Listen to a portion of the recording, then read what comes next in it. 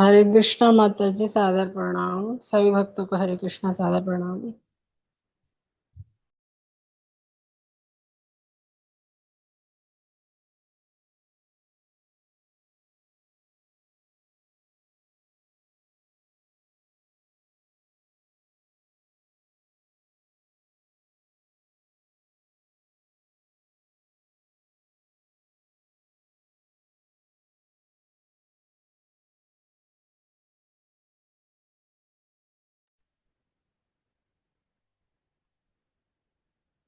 हरे कृष्णा। आप सभी का स्वागत है। ओम अज्ञानतिमिरन्धस्य ज्ञानाञ्जनाशलाकाय चक्षुरुन्मिलितं येन तस्मै श्रीगुरवे नमः। श्रीचैतन्यमनोभीष्टं स्थापितं येन भूतले स्वयं रूप कदा मह्यं ददाति स्वपदान्तिकं। नमो विष्णुपदाय कृष्णपृष्ठाय भूतले श्रीमते भक्तिवेदान्त स्वामिनिति नामिने। नमस्ते सरस्वते देवे गौरवाणी प्रचारिणे निर्विशेष शून्यवादी पाश्चात्य देश तारिणे। हे कृष्णा करुणा सिंधु दीनबंधु जगतपते गोपेश गोपिका कांत राधा कांत नमस्तुते।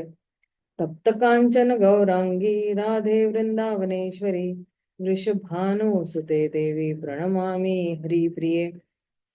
वाञ्छाकल्पतरुभ्यश्च कृपा सिन्धुभ्य एव च पतितानं पावनेभ्यो वैष्णवेभ्यो नमो नमः। श्रीकृष्ण चैतन्य प्रभु नित्यानंद श्री अद्वैत गदाधर शिवासादि गौर भक्तवृंद।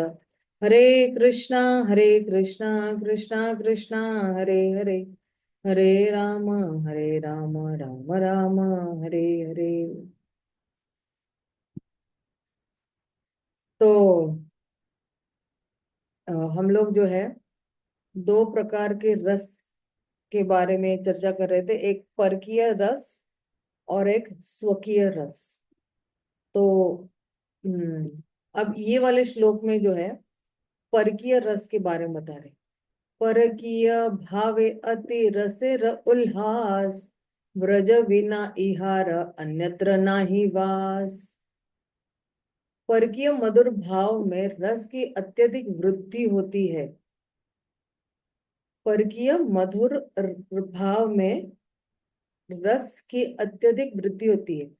ऐसा प्रेम व्रज के अतिरिक्त अन्यत्र कहीं नहीं मिलता है। तो ये जो परकीय रस है ये केवल व्रज में मिल रहा है। परकीय रस मतलब क्या कि जैसे अ, जैसे उदाहरण मान लो कि अगर कोई एक विवाहित स्त्री है, लेकिन उस विवाहित स्त्री का जो है क्या कहते हैं, उसका जो है अफेयर या कहते हैं संबंध जो है किसी और पर पुरुष के साथ है। पर पुरुष, तो इसलिए परकीय जो रस है। तो इस तरह से जब उसका संबंध किसी पर पुरुष के साथ है अपना पति के अलावा भी, तो फिर वो जो है अपने घर के जितने भी काम है बहुत अच्छी तरह से करती है। मतलब पति को शक भी नहीं होगा कि इसका जो है संबंध किसी और पुरुष के साथ भी है। तो घर में खाना वाना बहुत अच्छा बनाएगी, घर एकदम साफ सुथरा रखेगी और टाइम टू टाइम परोसेगी सब कुछ। लेकिन पति के जाने के बाद तुरंत ही जो है वो अपने प्रेमी को मिलने चली जाती है, पति आने से पहले जो है। तो उसको कहते हैं परकीय रस। तो और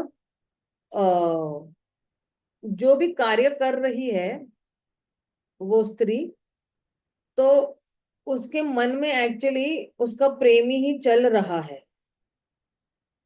मतलब प्रेमी का ही ध्यान चल रहा है और मंद मंद मुस्काती है वो जब उसके बारे में सोचती है। और फिर जो है वो अ,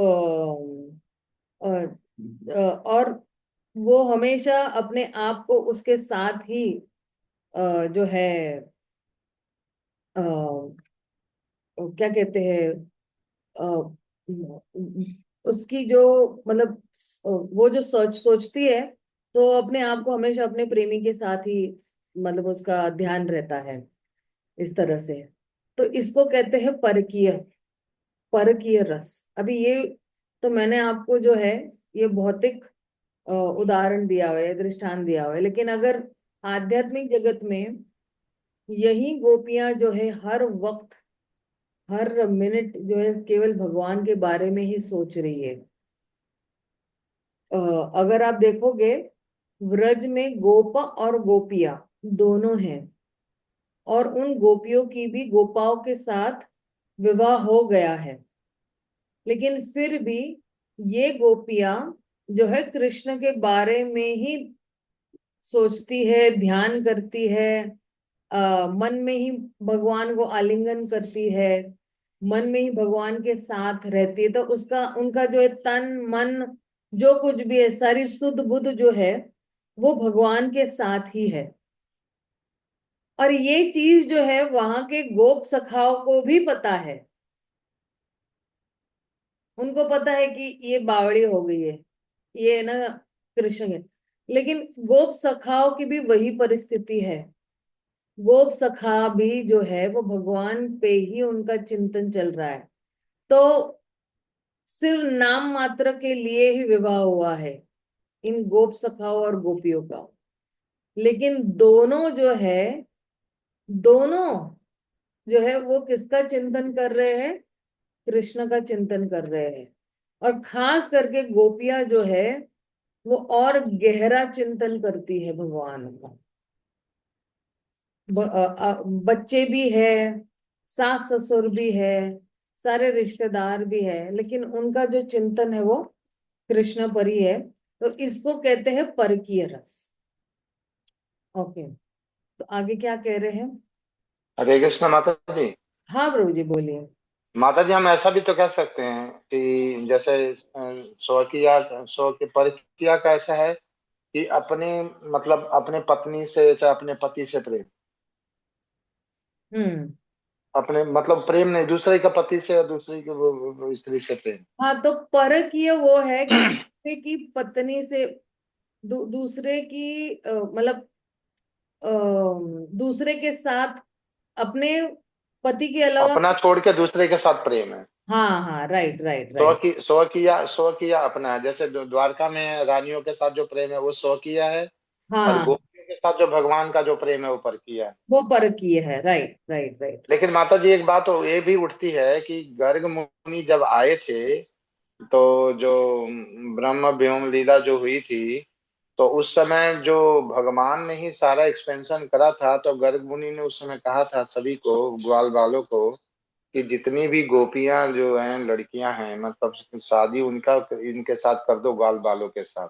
तो ग्वाल बाल जो थे वो तो उसमें भगवान ही थे। हम्म। तो एक तरह से देखा जाए तो भगवान ने कभी किसी के साथ तो गलत तो फिर था ही नहीं, उनका तो सब अपने ही थे उनके तो। हाँ, राइट राइट राइट, आप सही कह रहे हो। मैं एक्चुअली उसी पॉइंट पे अभी ये वाले श्लोक में आ ठीक है रही माता जी, धन्यवाद माता जी, धन्यवाद। हूँ कि वैसे देखा जाए तो सबकी शादी एक्चुअली कृष्ण के साथ ही हुई है।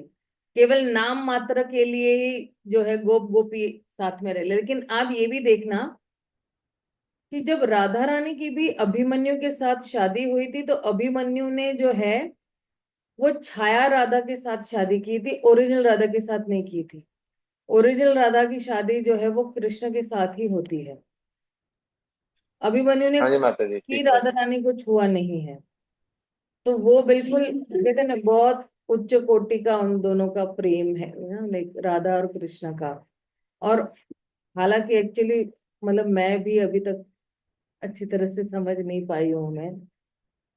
और जो है इसलिए जो है मम्मी तरह के केवो है तो प्लीज અહીંયા इनके कहीं मन तरह अक्षर નથી ओळखता है। मेरी मम्मी कुछ कहना चाहती है।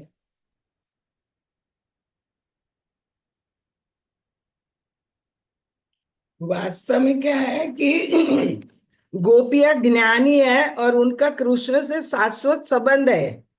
और उन व्रज के जो माँ बाप है ना, उन्होंने अपनी बेटियों की मीन्स गोपियों की शादी अलग अलग व्रज के गोप मीन्स गोप बालों से किया है। तो शरीर का संबंध उसको स्वकीय बोलते हैं। ये शादी है। बाकी जो परकीय संबंध माने जो आत्म स्तर का संबंध है, वो गए जन्म के ज्ञानी जीव है, तो वो कृष्ण को ही अपना पति समझती है। तो ये परकीय रस यहाँ बताया है। और स्वकीय रस में माँ बाप ने जो शादी शरीर स्तर पर कराई है, और गोपी आत्म स्तर पर जिंदा रहती है, ये ज्ञानी है करके। और जब भी ब्रह्म विमोहन लीला हुई तो सब गोप गए थे ब्रह्मलोक में, और कृष्ण ने अपना विस्तार करके सब गोप बने थे। तो गुरु ने बोला ना कि इस साल अच्छा है, सबकी शादी कर लो। तो गुरु के वचन पर गांव के सब लोग ने, जितनी गोपी थी, गोप की शादी कराई। तो वास्तव में तो कृष्ण थे ना गोप, तो कृष्ण की शादी सब गोपियों से हुई थी। हाँ जी माता। हाँ, हरे कृष्ण। हरे कृष्ण। Thank you. मेरी मम्मी का वांछन है ना बहुत गहरा है, वो मतलब 5-5 6-6 घंटे पढ़ती रहती है, क्योंकि अभी रिटायर हो गए सब लोग तो क्या करेंगे, तो काफी वांछन चलते रहता है। ठीक है, तो व्रज वधु गणेरे भाव निरवधि, तार मध्य श्री राधाय भावेर अवधि। यह भाव ब्रज बालाओं में असीम है, किंतु उनमें भी यह श्री राधा में अपनी पूर्णता को प्राप्त करता है। तो ये सबसे सर्वोच्च जो है वो किसमें है, ये परकीय रस, वो जो है श्रीमती राधा रानी में है ये। और फिर जो है राधा का प्रेम एक्चुअली वर्णन कर रहे हैं। प्रौढ़ निर्मल भाव प्रेम सर्वोत्तम, कृष्ण माधुर्य रस आस्वाद कारण। उनका शुद्ध परिपक्व प्रेम, प्रेम भी जैसे कच्चा पक्का, तो ये परिपक्व प्रेम अन्य सभी के प्रेम को पार कर जाता है। उनका प्रेम कृष्ण द्वारा माधुर्य रस की मधुरता का आस्वादन किए जाने का कारण है। तो राधा रानी का जो प्रेम है वो सबको पार कर रहा है। और अम, अम, और ये किस वजह से है, क्योंकि कृष्ण द्वारा ये माधुर्य रस की मधुरता का आस्वादन किए जाने का कारण है। क्योंकि कृष्ण इस रस का आस्वादन कर रहे हैं, इसलिए ये रस मधुर हो गया है। अगर कृष्ण इस रस का आस्वादन नहीं करते तो ये मधुर नहीं होता।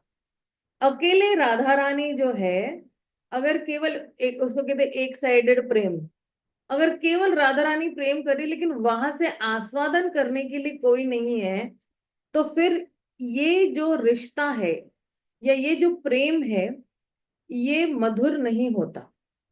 ऐसे कहते हैं ना, दो तरफा से प्रेम होना चाहिए, एक तरफा प्रेम नहीं होना चाहिए, तो दोनों तरफ से। तो अगर राधा रानी प्रेम कर रही है कृष्ण को, तो वहां से कृष्ण उस प्रेम का आस्वादन भी कर रहे हैं।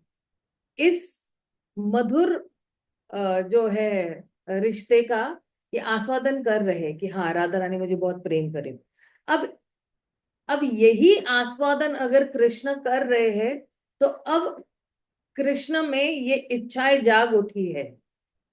अब क्या इच्छाएं जाग उठी है, आगे कह रहे हैं, अतएव अतएव से भाव अंगीकार करी, साधी लेन निज वांछा गौरांग श्री हरि।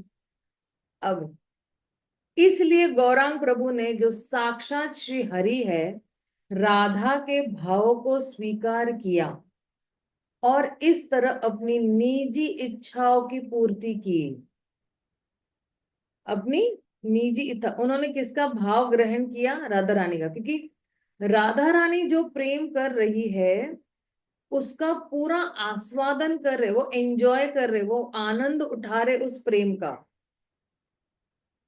लेकिन अब हम लोग एक्चुअली ये जो अध्याय है ना, उसका मेन टॉपिक पे अभी हम लोग आ रहे हैं एक्चुअली, कि क्या है ये प्रेम। अगले 3 श्लोकों में अभी बता रहे हैं।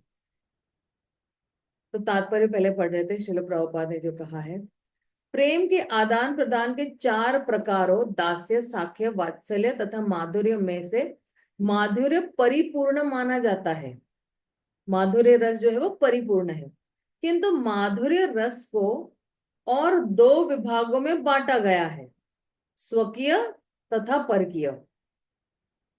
विधिवत विवाहित पति रूप में कृष्ण के साथ संबंध स्वकीय तथा उपपति के रूप में कृष्ण के साथ संबंध परकीय कहलाता है।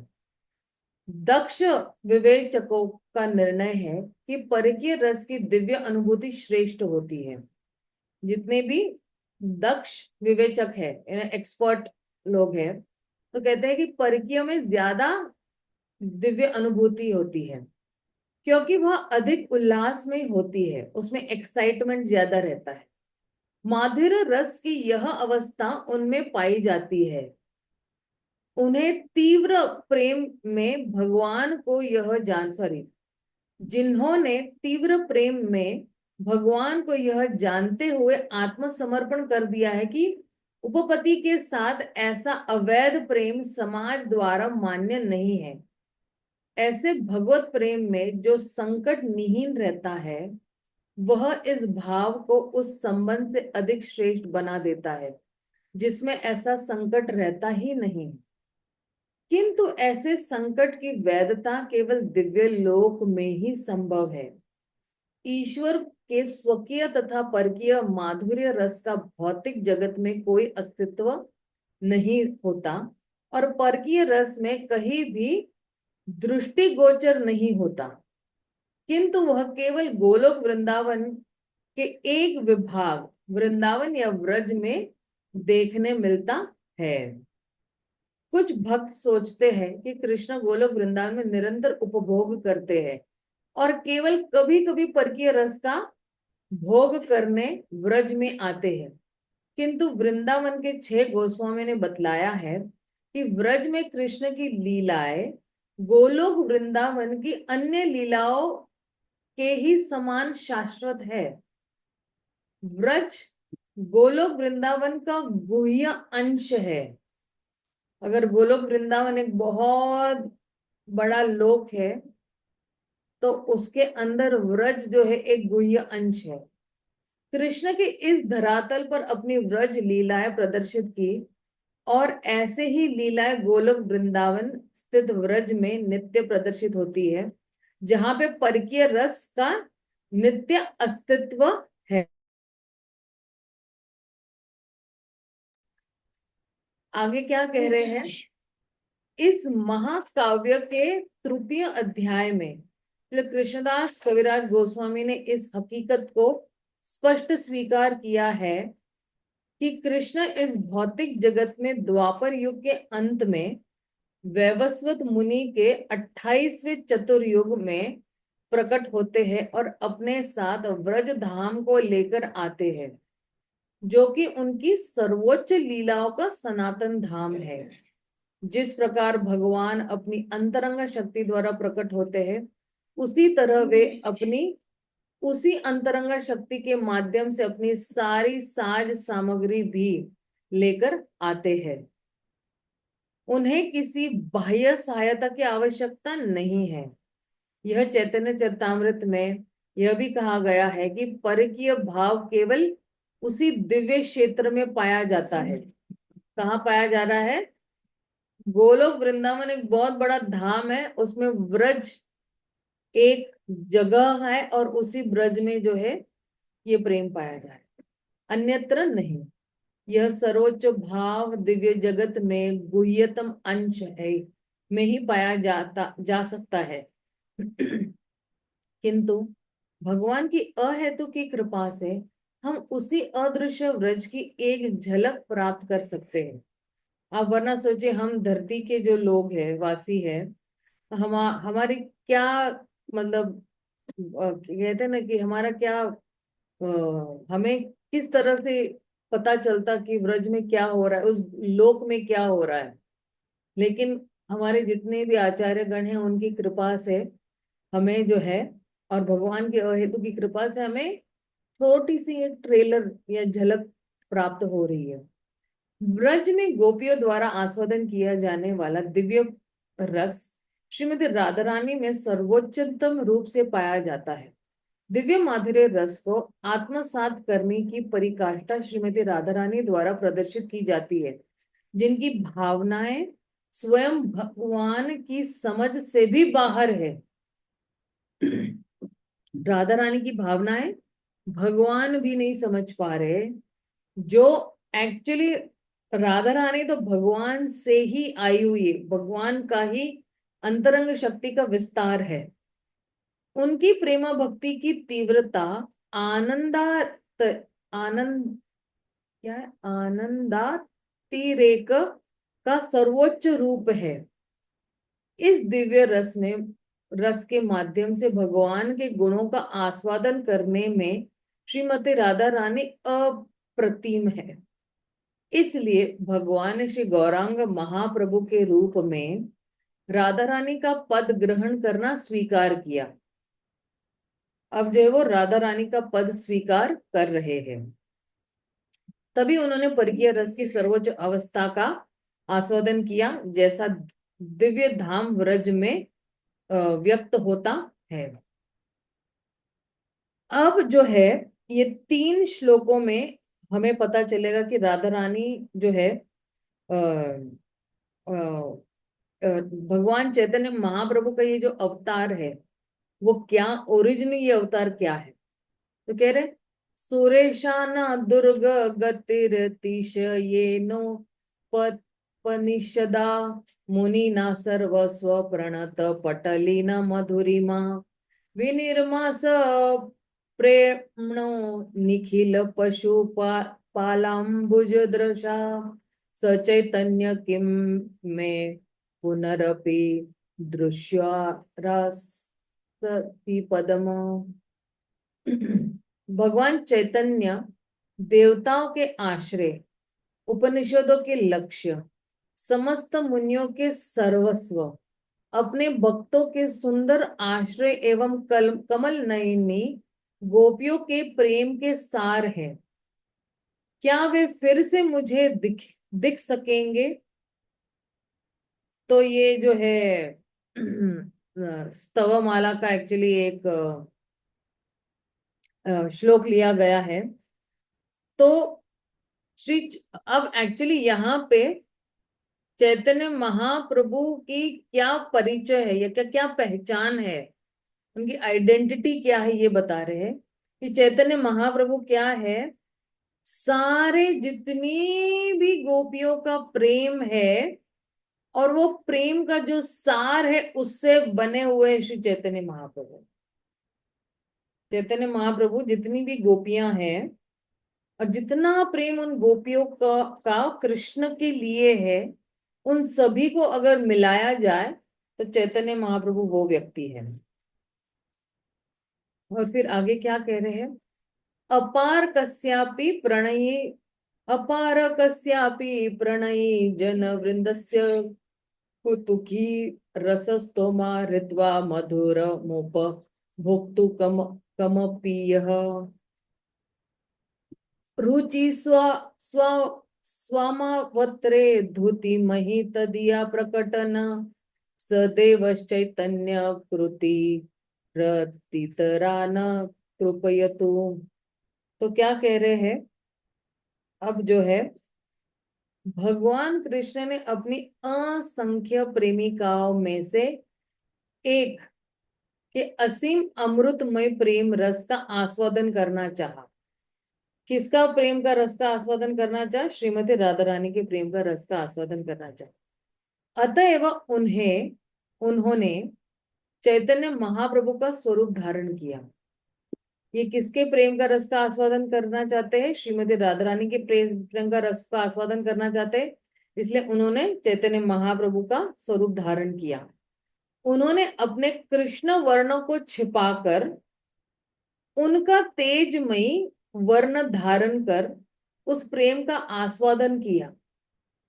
मतलब क्या, कृष्ण का जो ना, कृष्ण का वर्ण कैसा है? श्याम वर्ण है। तो उन्होंने अपना वर्ण यानी बाहर की जो भी कांति है या कलर है वो उसको छिपा दिया और तेजमयी पीत वर्ण धारण किया। तो राधा रानी का जो वर्ण है वो पीत वर्ण है। गौर वर्ण है। गौर यानी क्या? गौर यानी जैसे तपता हुआ सोना रहता है ना, वैसा वो वाला कलर है, या वो वाला जो वर्ण है। तो वो धारण कर लिया, उस प्रेम का आस्वादन किया। वे भगवान चैतन्य हमें अपना अनुग्रह प्रदान करे। तो ये भी स्तवमाला का ही है, चैतन्य अष्टकम में आता है। श्लोक 51 तथा 52 श्रील रूप गोस्वामी कृत स्तवमाला से उद्धृत क्रमश प्रथम श्री चैतन्य अष्टक 2 तथा द्वितीय श्री चैतन्य अष्टक 3 में है। अब आगे कह रहे हैं, भावग्रहणेर हेतु कैल धर्म स्थापना, तार मुख्य हेतु कहिशु न सर्वजन। उल्लास में प्रेम स्वीकार करना मुख्य कारण है। मुख्य कारण क्या है? उल्लास में प्रेम को स्वीकार करना, यानी इसलिए कहते हैं ना भाव ग्रहणेर कहा है श्लोक में, नहीं? और जिसके लिए वे प्रकट हुए हैं और उन्होंने इस युग के लिए धर्म की पुनः स्थापना की। अब मैं उस कारण की व्याख्या करूंगा, कृपया हर कोई सुने। तो जो है कृष्ण कविराज गोस्वामी कह रहे कि अब मैं जो है मुख्य कारण बता रहा हूं, इसको सुनिए। मूल हेतु आगे श्लोकेर कैल आभास, अबे कही से श्लोकेर अर्थ प्रकाश। उस श्लोक के विषय में संकेत करने के बाद, जिसमें भगवान के अवतार लेने के प्रमुख कारण का वर्णन हुआ है, अब मैं उसका पूर्ण अर्थ प्रकट करूंगा। अब पूर्णतया से जो है भगवान जो है वो प्रकट कर रहे हैं। तो अब जो है ये 55 श्लोक से जो है, जैसे राधा तत्व है, कृष्ण तत्व है, शिव तत्व है, जीव तत्व है, उसी तरह एक तत्व भी है, वो है गौर तत्व। तो अब ये गौर तत्व बताने वाला है श्रील कृष्णदास कविराज गोस्वामी। राधा प्रणय विकृति दीनी शक्ति सत्स्माद, एका एकात्मानव अपि भुवि पुरदेह भेदम गतौ तौ, चैतन्याख्यं प्रकटम अधुना तद्वयं चैक्यम आप्तम, राधा भाव द्युति सुवलितम नौमी कृष्ण स्वरूपम। तो कह रहे हैं, श्री राधा और कृष्ण के प्रेम व्यापार भगवान की अंतरंगा हल्लादिनी शक्ति की दिव्य अभिव्यक्तियां है। यद्यपि राधा तथा कृष्ण अपने स्वरूपों में एक है, किंतु उन्होंने अपने आप को शाश्वत रूप में पृथक कर लिया है। उन्होंने जो है अ, अ, हालांकि राधा कृष्ण एक है, लेकिन जो है उन्होंने जो है शाश्वत रूप से उन्होंने अपने आप को अलग कर लिया, यानी पृथक कर लिया है। अब ये दोनों दिव्य स्वरूप पुनः श्री कृष्ण चैतन्य के रूप में संयुक्त हुए हैं। मैं उनको नमस्कार करता हूं, क्योंकि वे स्वयं कृष्ण होकर भी श्रीमती राधा रानी के भाव तथा अंग कांति को लेकर प्रकट हुए हैं।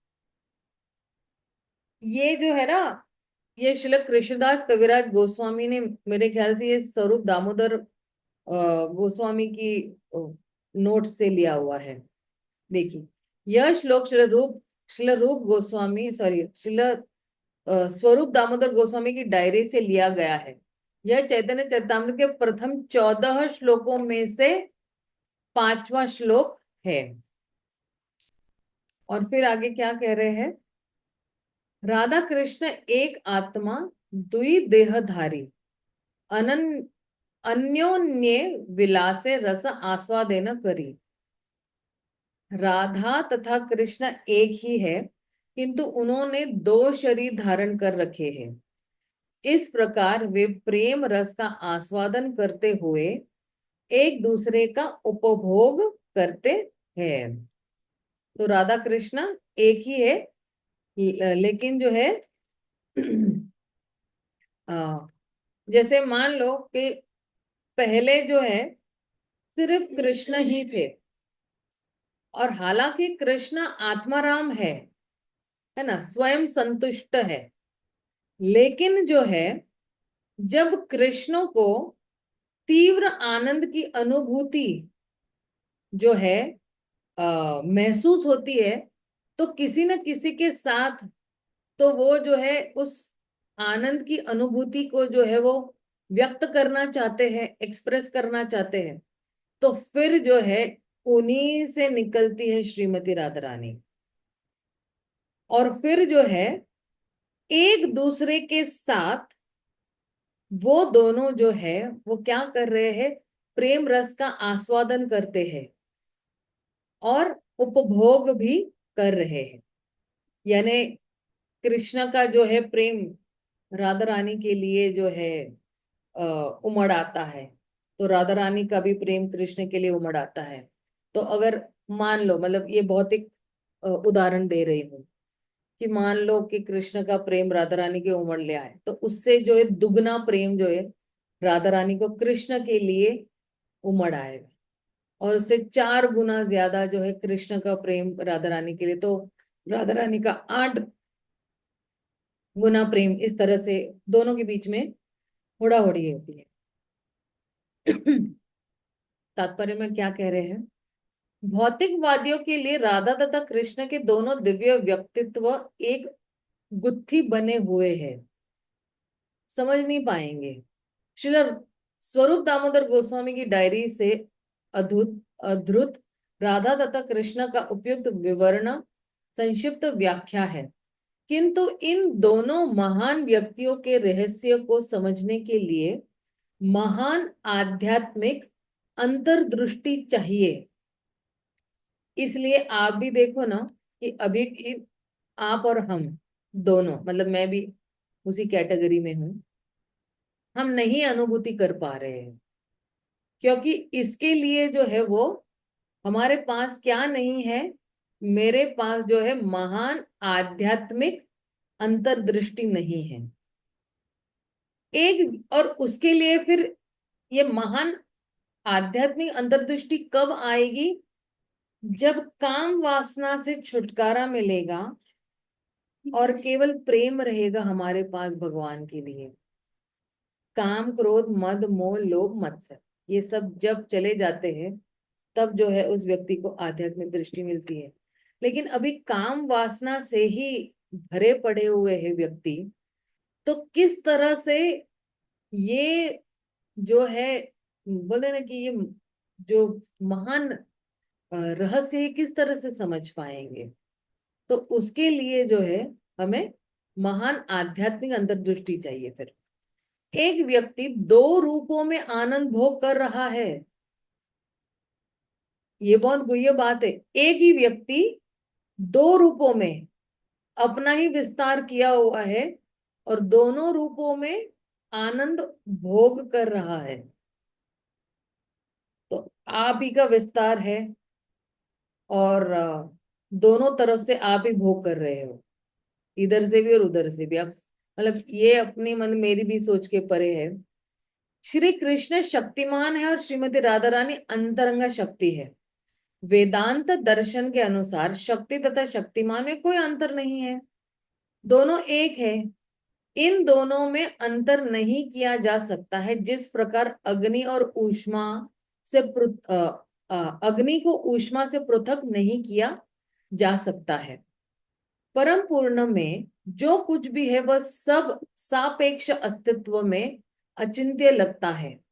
अतएव सापेक्ष ज्ञान में शक्तिमान तथा शक्ति के एकत्व के इस सत्य को ग्रहण कर पाना कठिन है।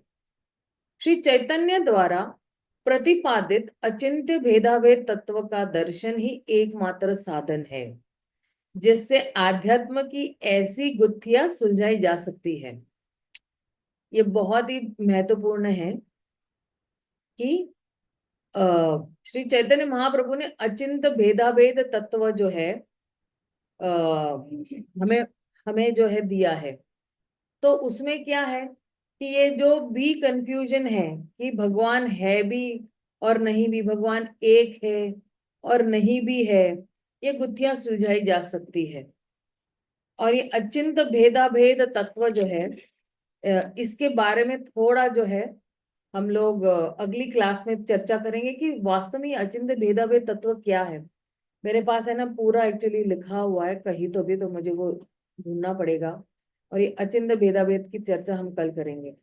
निसंदेह राधा रानी कृष्ण की अंतरंगा शक्ति है और वे निरंतर श्री कृष्ण के आनंद को बढ़ाती रहती है। निर्विशेषवादी इसे तब तक नहीं समझ सकते जब तक कि वे किसी महाभागवत भक्त की सहायता न ले। जो निराकारवादी लोग रहते हैं वो नहीं समझेंगे, लेकिन अगर किसी महाभागवत या शुद्ध भक्त की सहायता लेंगे तो समझ पाएंगे। राधा नाम ही बतलाता है कि वे कृष्ण के विलास की शाश्वत रूप से सर्वोच्च स्वामिनी है। इस तरह वे जीव की सेवा को कृष्ण तक पहुंचाने की माध्यम है। हम जो कोई भी सेवाएं करते हैं वो पहले राधा रानी तक पहुंचती है। राधा रानी वहां पे क्वालिटी चेक करती है कि क्या सही तरीके से ये भगवान तक पहुंचना चाहिए। नहीं तो कुछ भी हम भगवान को सीधा कैसे अर्पण कर सकेंगे। इसलिए वृंदावन के भक्त श्रीमती राधा रानी की कृपा चाहते हैं, जिससे वे श्री कृष्ण के प्रिय सेवक के रूप में स्वीकृत हो सके। जितने भी व्रज गोपियां हैं, गोप सखा है, सभी लोग जो है राधा रानी की कृपा चाहते हैं। इसलिए हर एक के मुख पर जय श्री राधे, जय श्री राधे, जय श्री राधे है। क्योंकि वो श्रीमती राधा रानी ही एक जरिया है जिसके माध्यम से हर जीव जो है वो कृष्ण तक पहुंच सकता है। तो आप सोचिए श्रीमती राधा रानी का स्तर जो है कितना सर्वोत्तम है, मतलब उसकी कल्पना भी नहीं कर सकते हैं।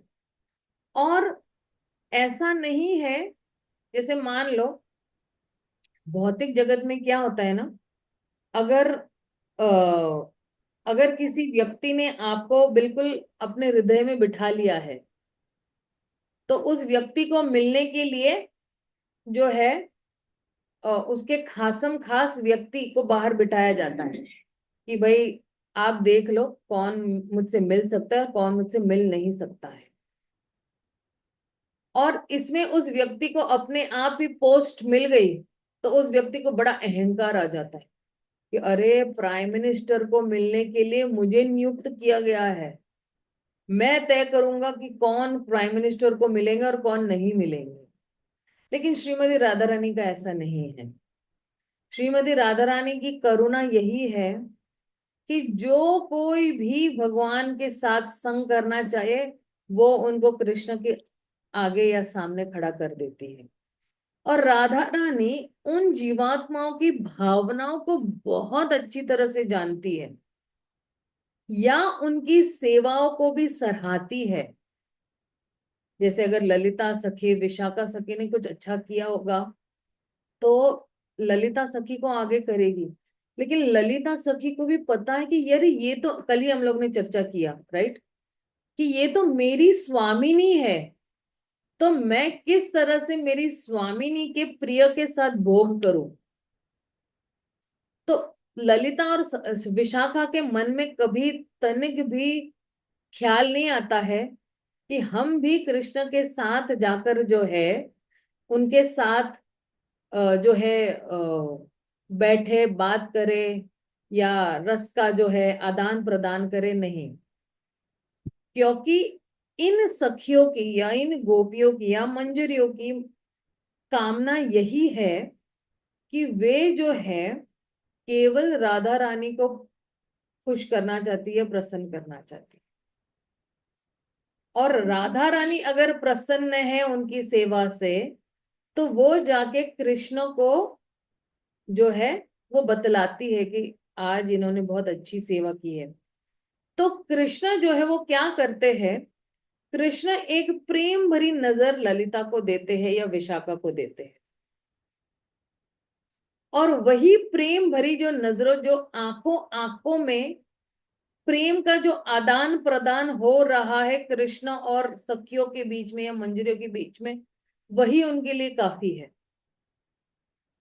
वो उसी से संतुष्ट है, उनको और कुछ नहीं चाहिए। कभी आप पूछोगे मुझे कि अरे ललिता तो आप हमेशा बोलते हो, डांटते रहती है, लेकिन वो जो डांट फटकारना है कृष्णा, वो जो है वो प्रेम है एक्चुअली। कभी कभी किसी का प्रेम करने का व्यक्त अलग होता है ना, यहाँ पे भी भौतिक जगत में देखोगे आपकी माँ भी आपको डांट फटकारती रहेगी, या जो है आपके मित्र भी आपको डांट फटकारते रहेंगे, लेकिन जो है हमें अंतःकरण से पता चल जाता है कि अरे इसका प्रेम छुपा हुआ है इसके पीछे। अगर कोई नॉर्मल व्यक्ति आपका अपमान करता है तो आपको पता चलता है कि इसने मेरा अपमान किया है, लेकिन आप ही के प्रियजन अगर आपको डांट फटकार दे तो आपको पता है कि इसके पीछे इसका प्रेम छुपा हुआ है। ये मुझसे ईर्ष्या नहीं करती है या करता है, या ये मुझसे जो है वो क्रोधित नहीं है, और इसके पास अहंकार भी नहीं है मुझको लेकर या उस स्वतः को लेकर, तो तुरंत पता चल जाता है। उसी तरह कृष्ण को भी पता चल जाता है कि ये प्रेम छुपा है गोपियों का।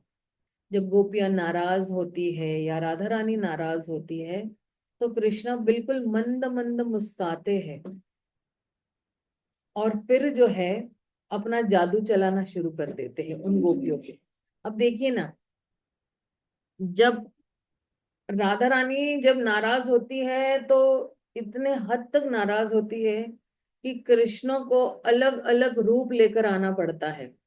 कभी चूड़ी वाले बन के आएंगे, कभी जो है क्या कहते हैं, एस्ट्रोलॉजर बन के आएंगे, हाथ देखने वाले जो होते हैं वो बन के आएंगे, कभी ब्यूटी पार्लर वाली बन के आएंगे, और नाना प्रकार से जो है श्रीमती राधा रानी को रिझाने की कोशिश करेंगे, नाना प्रकार से। माता जी कभी मोर बन के भी नाचते हैं। कभी मोर बन के भी नाचते हैं, देखिए, है ना। तो अलग अलग प्रकार से जो है वो अपनी प्रियतमा को रिझाने की कोशिश करते हैं, और उनको पता है कि ये जो राधा रानी, और यही रस का आस्वादन जो है दोनों एक दूसरे से पी रहे हैं। एक्चुअली मैं बोलूंगी आस्वादन ले नहीं रहे, एक्चुअली दोनों मतलब ना आनंद ले लेकर ये पी रहे हैं, कि राधा रानी को भी जो है आनंद मिलता है कि किस तरह से अब मुझे रिझाने आएंगे, और कृष्ण को भी अच्छा लगता है राधा रानी को मनाने के लिए। और इस तरह से अलग अलग तरीके से जो है, तो और आप सोचिए ना कि फिर क्या मतलब, अभी जब मैं बोल भी रही हूं तो मेरे पास कोई साक्षात्कार नहीं है, इन जो भी मैंने पढ़ा हुआ है, लेकिन मेरे पास कोई इतना साक्षात्कार नहीं है, लेकिन केवल वर्णन करने मात्र से ही हम लोगों को इतना आनंद मिल रहा है। तो वहां पे तो ये लीलाएं नित्य हो रही है, तो बाकी जो गोपियां हैं या स्वयं कृष्ण है या स्वयं राधा रानी है, वो तो कितना आस्वादन कर रहे हैं इसका। लेकिन कल जैसे मैंने कहा, इन सभी का एक ही उद्देश्य है, केवल भगवान की प्रसन्नता, केवल भगवान। और इसीलिए ये इनका जो दृष्टिकोण है या इनकी जो सोच है कि मुझे केवल कृष्ण को आनंद देना है, इसीलिए वो लोग वहां पर है और कृष्ण के निकट है। अभी हमारे पास थोड़ा मिक्स है, कभी मैं कभी कृष्णा, कभी मैं कभी कृष्णा, और इसलिए यहाँ है। जिस दिन यहाँ पर भी 100% ये भावनाएं जागृत हो जाएगी, तो इस भौतिक देह में भी आप वहां जाकर वापस यहाँ आ सकते हो। जैसे रघुनाथ दास गोस्वामी वहां पर जाके वापस आ जाते हैं, राइट। तो ये वाला इस देह में ही जो है आप मुक्त हो जाओगे, और मुक्त होने के बाद और प्रचार करोगे।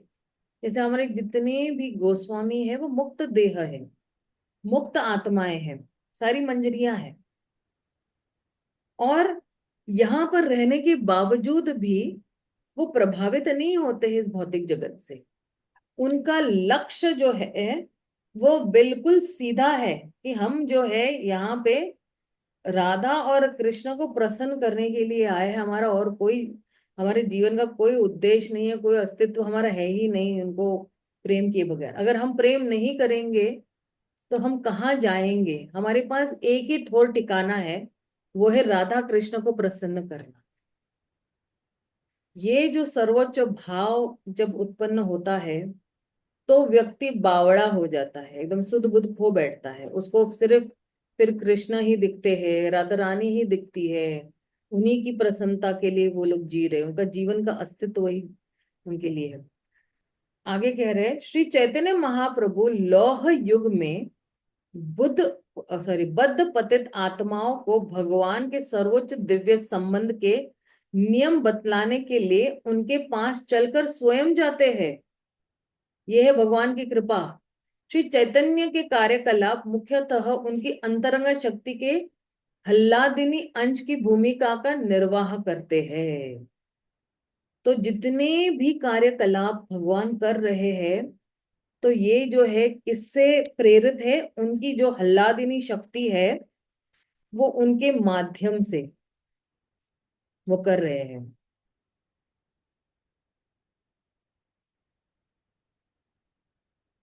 परम पूर्ण व्यक्तित्व श्री कृष्ण दिव्य अस्तित्व, पूर्ण ज्ञान एवं पूर्ण आनंद के सर्वशक्तिमान स्वरूप है। उनकी अंतरंगा शक्ति प्रथम सत्य के रूप में अर्थात भगवान के अस्तित्व कार्य का विस्तार करने वाले अंश के रूप में प्रकट होती है। तो ये अंतरंग शक्ति के भी तीन है ना, सत जो है उसमें यही शक्ति पूर्ण ज्ञान प्रदर्शित करती है, करने पर चित्त या संवित कहलाती है। तो देखिए, पहले जो है उनकी अंतरंग शक्ति सर्वप्रथम सत्य के रूप में अर्थात भगवान की अस्तित्व कार्य का विस्तार करने वाले अंश के रूप में प्रकट होती है। सांधिनी शक्ति जिसको कहते हैं, ओके। तो ये सांधिनी शक्ति है। फिर यही शक्ति पूर्ण ज्ञान प्रदर्शित करने पर चित्त या संवित शक्ति कहलाती है, जो भगवान के दिव्य रूपों का विस्तार करती है। ये समझना बहुत जरूरी है, ओके, ये वाला। अंत में वही शक्ति आनंद प्रदान करने के कारण हल्लादिनी कहलाती है। तो अंतरंगा शक्ति में क्या है? सांदिनी शक्ति, संवित शक्ति और हल्लादिनी शक्ति। तो सांदिनी शक्ति का क्या है कि अंतरंग शक्ति सर्वप्रथम रूप में अर्थात भगवान के अस्तित्व का कार्य का विस्तार करने वाले अंश के रूप में प्रकट होते हैं। जितने भी अंश आते हैं ना भगवान का जो विस्तार है, तो वो ये सांदिनी शक्ति करती है। और फिर यही सांदिनी शक्ति और जो विस्तार करती है, तो वही सांदिनी शक्ति जीवात्माओं को पूर्ण ज्ञान देती है, और यही सांदिनी शक्ति आनंद भी देती है। इस प्रकार भगवान अपनी अंतरंग शक्ति को तीन दिव्य विभागों में प्रदर्शित करते हैं।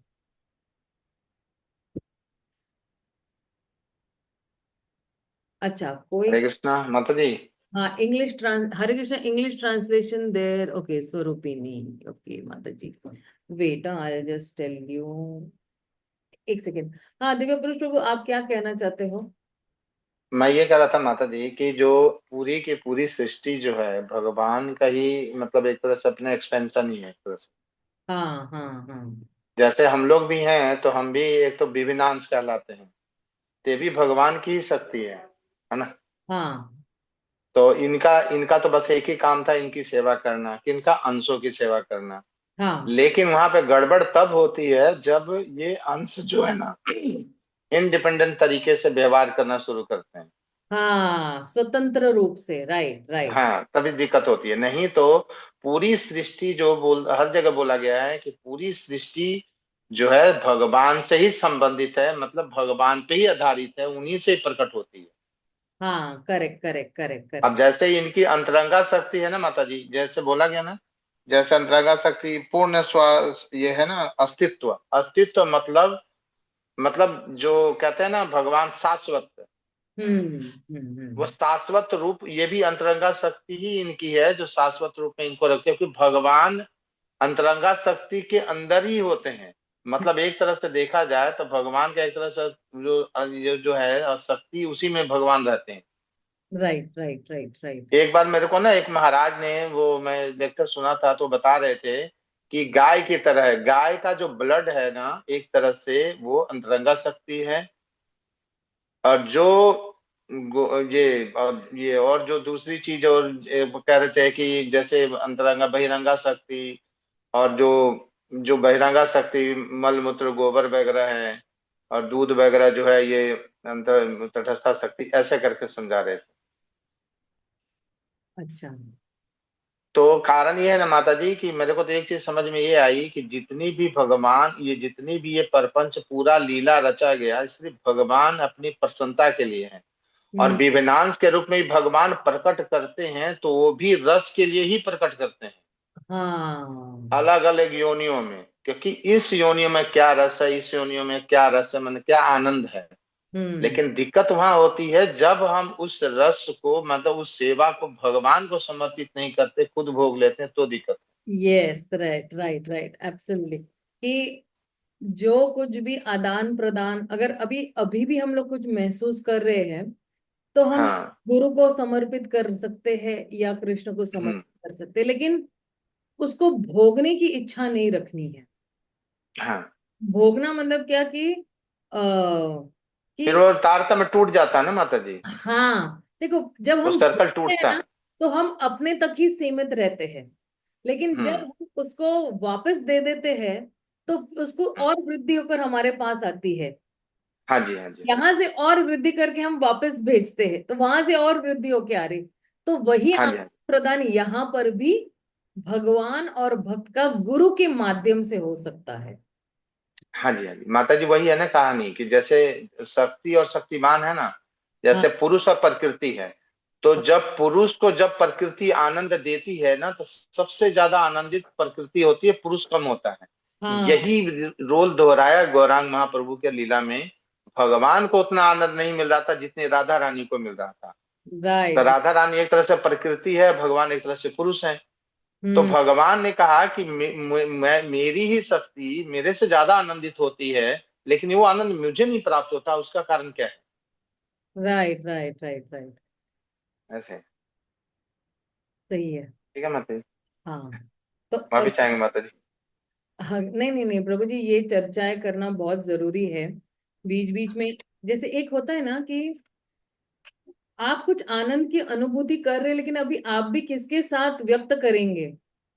कोई होना हाँ। चाहिए, कोई फोरम होना चाहिए ना कि आप कुछ व्यक्त करना चाहते हो। तो यही वो हम्म। फोरम में हम व्यक्त कर सकते कि आपने क्या समझा है। और फिर हम्म। सुनने वाले भी और दूसरों का भी तो कल्याण हो ही रहा है, भला हो ही रहा है। तो ये यहाँ पे तो पूर्ण छूट है कि आपकी जो कुछ भी मन की भावना है, या आपने जो कुछ और अच्छे भक्तों से सुना है, तो यहाँ पे हम व्यक्त कर सकते हैं, उसमें कोई प्रॉब्लम नहीं। से दुई एक। तो अब जो है, आगे क्या कह रहे हैं? क्योंकि हम्म, से दुई एक कबे चैतन्य गोसाई, रस आस्वादिते दोहे हैला एक ठाड़ी।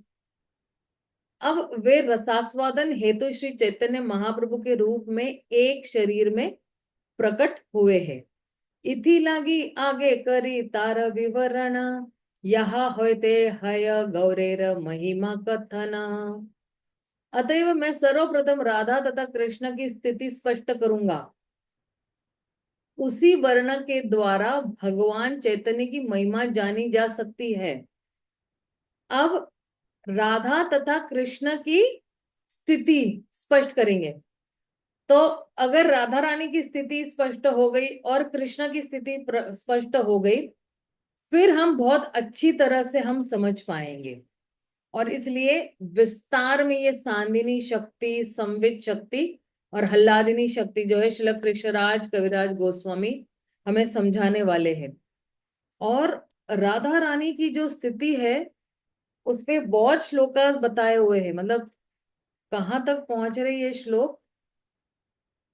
ये श्लोक पहुंच रहे 136 तक, नहीं 37 तक ये पहुंच रहे हैं। राधा रानी की स्थिति क्या है? तो ये राधा तत्व अब हम कल से मतलब सोमवार से शुरू करेंगे।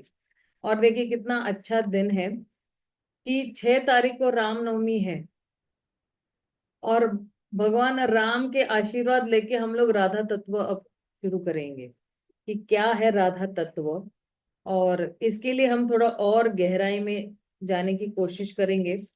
मैं भी थोड़ा और जो है ये पढ़कर आऊंगी, और ताकि फिर मैं भी अच्छी तरह से समझ सकूं इसको। और अगर आपको भी कहीं से पढ़कर आना है तो आप कर सकते हैं। आप ये गृह पाठी समझ लीजिए अपने लिए कि ये राधा रानी की स्थिति क्या है ना। और फिर हम लोग सोमवार को चर्चा करेंगे। इसकी चर्चा अभी नहीं शुरू करेंगे हम लोग, कि राधा रानी जो है, राधा रानी और कृष्ण की जो शक्तियां है उनमें क्या संबंध है। किसी को कुछ प्रश्न है, शंका है या कुछ कहना है तो आप कह सकते हो।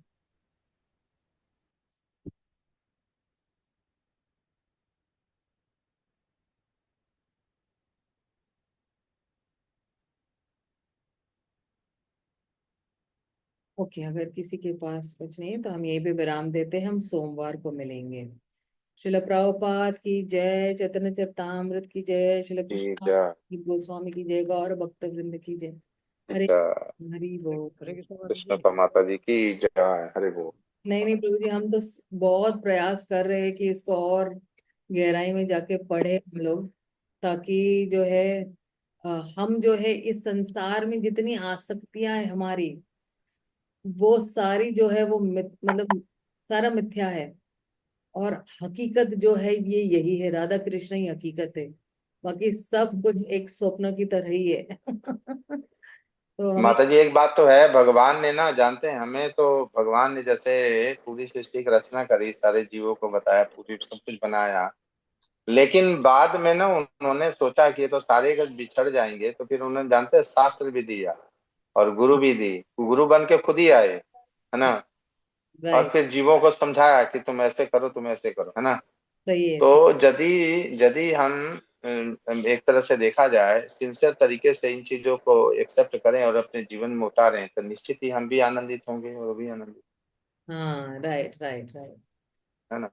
यस। तो खेल तो माता जी यही है। मेरे को तो इतना ही समझ आता है कि ये जो भगवान का ना, भगवान एक बहुत बड़े, मतलब कुछ कहना बड़ा उनके लिए तो मुश्किल है, शब्द नहीं है।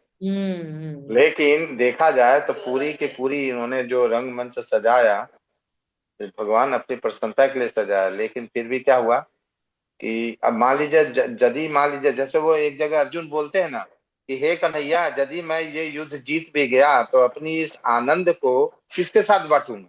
हाँ, वही हाल भगवान का है। Right right. आनंद को माता जी बोलने के लिए, चाहे बांटने के लिए कोई व्यक्ति तो चाहिए ना। Right right. तो इसीलिए सारा प्रपंच है। किया है उन्होंने। हम्म। सही है। हरे तो कृष्ण अच्छा, माता जी। जैसे राधा रानी है ना माता जी, राधा रानी कहते थे, आराधितो इति राधा कहते हैं ना। हाँ तो राधा रानी कौन है? राधा रानी सेवा, भगवान की सेवा के मूर्तिमान स्वरूप है। हाँ, मूर्तिमान। उनका एक ही काम है, उनका एक ही काम है, भगवान को किस तरह आनंद दिया जाए। हाँ। इसीलिए देखेंगे ना, अपराध बोला जाता है ना, तो अपराध है मतलब अपराध, मतलब राधा रानी सेवा के विरुद्ध आपने हम्म कार्य किया, वो अपराध है। हम्म। तो इसीलिए राधा रानी उनकी सेवा की मूर्तिमान स्वरूप है। और जब उसमें दिक्कत होती है तभी जाके अपराध होता है। हाँ सही तो है। हम लोग भी उन्हीं के एक तो क्षुद्र अंश है। तो क्षुद्र अंश का भी कार्य क्या है? अपने से श्रेष्ठ जन की सेवा करे, है हम्म, ना। सही तो है। हमारे पास सामने हमारे कौन है? हमारे सामने हमारे गुरु हैं। और गुरु कौन है? तो वो भी कौन है? रिप्रेजेंटेटिव है, राधा रानी के ही है। तो प्रतिनिधि। ऐसे सेवा हमारी भी पहुंचती है वहां पे, ऐसा ही है। हम्म, ठीक है ना माता जी, सही बोल रहा हूँ? सही है, सही है, बिल्कुल सही प्रभु जी, आप बता रहे हो, काफी सही बता रहे हो। अभी आप लोग भक्ति वैभव कर रहे हैं ना, तो प्रभु जी काफी उच्च स्तर का भी ज्ञान है आप लोगों के पास। अब आप प्रिय लोग बंधु कृपा माता प्रभु जी। कुछ कहना चाहते थे? प्रिय बंधु प्रभु, प्रिय बंधु हरिदास प्रभु, आप कुछ कहना चाहते थे?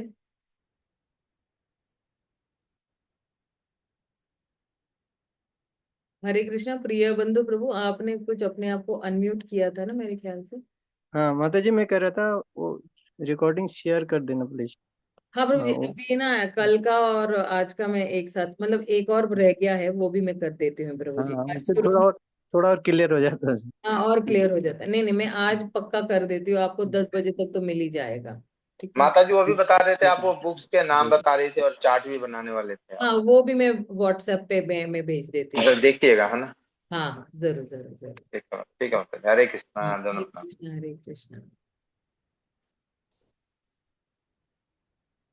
साढ़े